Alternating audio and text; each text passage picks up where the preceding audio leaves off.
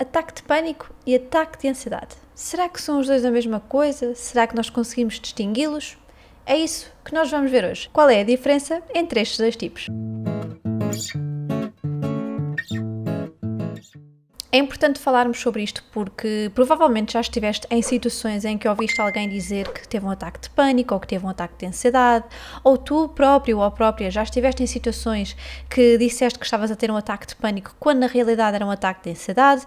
São termos que acabam por se misturar, por parecer tudo muito similar e de facto é difícil esta distinção e por isso é que é difícil nós também conseguirmos perceber aquilo que realmente nós estamos a sentir. E por isso mesmo este vídeo tem como objetivo tentar ajudar-nos a melhor compreender o que é realmente um ataque de ansiedade e o que é um ataque de pânico. Antes de partirmos para o tema do vídeo de hoje, quero agradecer-te por estares aí desse lado, por estares a apoiar este canal. Para quem não me conhece, o meu nome é Cristiana Lima e o objetivo deste canal é proporcionar e dar técnicas para sermos um pouco mais felizes, porque a vida não é fácil, mas se nós conseguirmos aplicar assim algumas estratégias, algumas técnicas no nosso dia-a-dia, com certeza que iremos tornar este caminho um bocadinho mais facilitado. E para te ajudar neste processo, eu tenho um diário de gratidão que foi feito por mim, com muito carinho, com muito amor, e se quiseres ter acesso a ele mesmo, podes ver na descrição deste vídeo ou no comentário afixado. E como eu vos disse logo ao início, é difícil distinguir estes dois tipos de ataques porque eles têm coisas em comum. Que coisas são essas?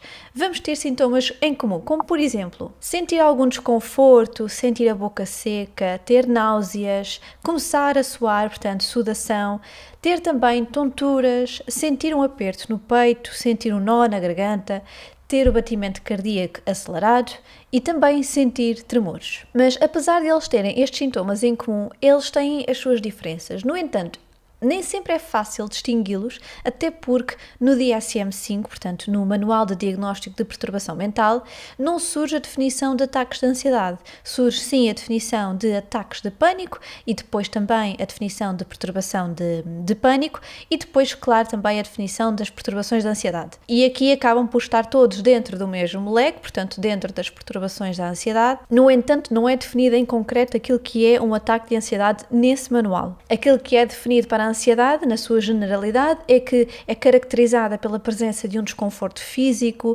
pela presença do medo e também pela presença de uma desconfiança, uma preocupação. Começando pelo ataque de ansiedade.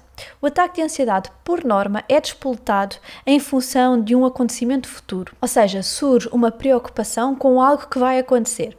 E aqui podem estar fatores relacionados com, por exemplo, o stress no trabalho, também questões familiares, questões da escola, meu Deus, problemas financeiros, ou mesmo todos estes ao mesmo tempo. E aquilo que vai acontecendo é, em função da presença destes problemas em um ou mais setores da nossa vida, a nossa ansiedade vai sendo aumentada cada vez mais. Portanto, é como se nós estivéssemos a construir camada por camada por camada estas várias preocupações ao longo do nosso dia-a-dia. E com este acumular de preocupações, de desconfortos, aquilo que acontece é a nossa ansiedade fica de tal forma alimentada que chega a um ponto de ruptura. E é aí que acontecem os ataques de ansiedade. Ainda assim, apesar desta construção poder ser muito espaçada ao longo do tempo, o ataque em si, o ataque de ansiedade, dura sensivelmente menos do que 30 minutos. Já relativamente aos ataques de pânico, e é aqui que surge uma das grandes diferenças, não é propriamente relacionado com algo que vai acontecer no futuro, é algo que acontece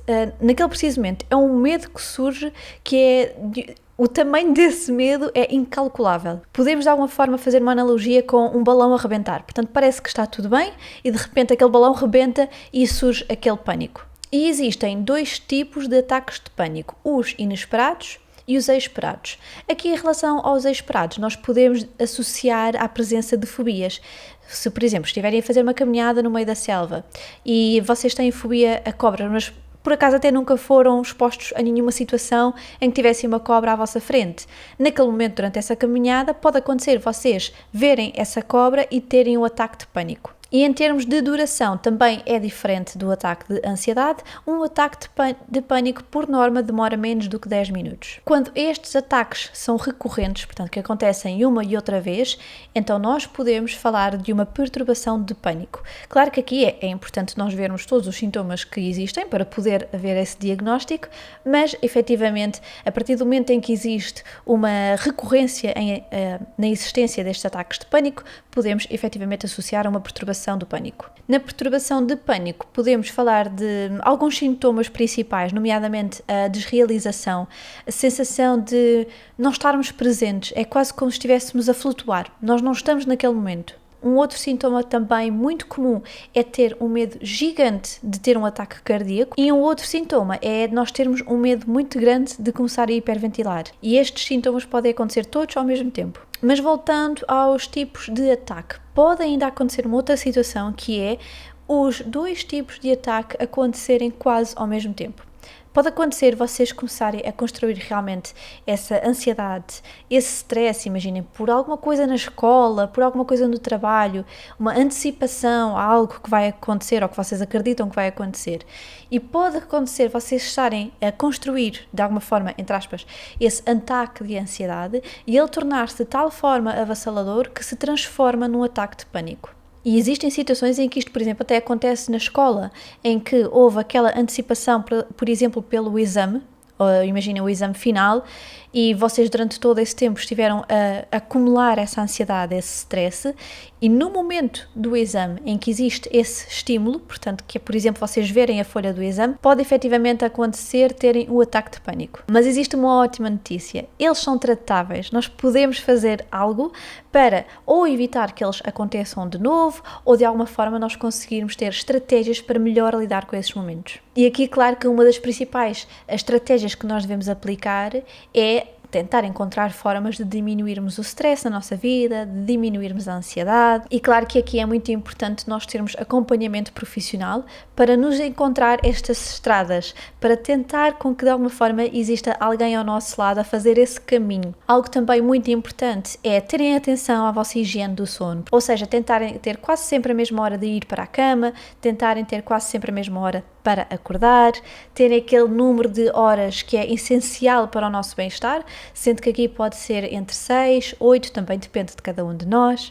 Fazer exercício físico também é muito importante para a libertação deste stress, e ainda a prática de meditação e técnicas de respiração. Estas duas técnicas acabam por vezes se misturar, em que muitas vezes durante a meditação são também realizadas técnicas de respiração, portanto deste relaxamento e deste concentrar da nossa atenção naquilo que é a nossa respiração. E claro, existem substâncias que podem agravar estas situações, portanto se pudermos cortar nelas, tanto melhor. Aqui nós podemos falar da nicotina, do álcool. Estes são apenas dois exemplos de substâncias que poderão impactar negativamente nestas situações. Relativamente ao momento em si, portanto, àquele que é o momento do ataque de ansiedade ou do ataque de pânico, provavelmente, se já tiveste curiosidade sobre este tema anterior e pesquisaste no Google o que fazer durante um ataque de pânico ou durante o ataque de ansiedade, é possível que tenhas encontrado recomendações como respirar fundo, tentar relaxar, tentar distrair-se. Aparentemente, estes podiam ser, de facto, bons conselhos. Só que, infelizmente, eles podem acabar por agravar a situação, principalmente se nós estivermos a falar de ataques de pânico recorrentes. E vamos perceber o porquê destes conselhos nem sempre serem os mais adequados. Portanto, estes não seriam os mais adequados para um ataque de pânico, mas poderão ser úteis num ataque de ansiedade. E porquê? Como nós falamos, o ataque de ansiedade vem desta construção gradual, deste acumular de stress. É como se nós estivéssemos a encher uma banheira durante vários dias, até que chega ali um certo limite em que ela começa a transbordar. Portanto, é aí que acontece o ataque de ansiedade. E aqui o que nós temos que fazer é gradualmente baixar o nível da água. Portanto, num ataque de ansiedade, o que nós queremos é isso, é gradualmente baixar o stress, a ansiedade. E aqui realmente questões como tentar acalmar o corpo, tentar respirar fundo, tentar estar presente naquele momento, usar a técnica 333, são efetivamente técnicas que podem ajudar naquele momento de um ataque de ansiedade. E claro que aqui o ideal será nós, ao longo do tempo, tentarmos encontrar formas de diminuir o stress, ter uma melhor organização, ter um melhor conhecimento daquilo que é bom para nós, daquilo que não é bom para nós, até porque lá está, se nós diminuirmos este stress e ao estarmos a diminuir a possibilidade de termos ataques de ansiedade, então nós também estaremos a prevenir os ataques de pânico. Só que lá está, o ataque de pânico acaba por ser ligeiramente diferente. Se for o primeiro ataque de pânico, eventualmente estas técnicas que nós falamos para os ataques de ansiedade podem resultar, mas se nós estivermos a falar de ataques de pânico recorrentes, não irá resultar, e vamos perceber porquê. Para ser mais fácil nós percebermos, nós podemos pensar no ataque de pânico como o medo do medo, o medo daquela ansiedade. E ao aplicarmos estas tais técnicas de respirar fundo, de tentar distrair-se, isso pode fazer com que, inconscientemente, nós estejamos a associar este ataque de pânico a algo realmente terrível. Portanto, é como se nós estivéssemos a construir cada vez mais esse medo do medo. E ao fazermos isso, a probabilidade de acontecer outro ataque de pânico é muito grande. Daí não ser recomendado este tipo de abordagens, mas existem técnicas que nós podemos usar. Claro que aqui, em primeira instância, nunca negar o acompanhamento profissional para este tipo de situações, principalmente quando nós falamos de ataques de pânico recorrentes, mas existem então outras coisas que nós podemos juntar a este acompanhamento profissional. E uma das primeiras estratégias que poderão tentar aplicar durante um ataque de pânico é aceitarem o que está a acontecer, aceitarem as vossas emoções, tudo isso que está a passar pela vossa cabeça e tentarem conversar convosco. E podem ter conversas convosco como: eu aceito o que estou a sentir, eu sei que isto vai passar, eu sei que isto é algo temporário, eu tenho a certeza que daqui a pouco eu vou estar bem. Uma outra estratégia pode ser fechar os olhos, até porque se nós estivermos a falar de um ataque de pânico esperado, ou seja, como nós falámos no caso das fobias, então significa que existe um estímulo visual, auditivo, algum estímulo sensorial, por exemplo, que possa estar a despoletar esse ataque de pânico.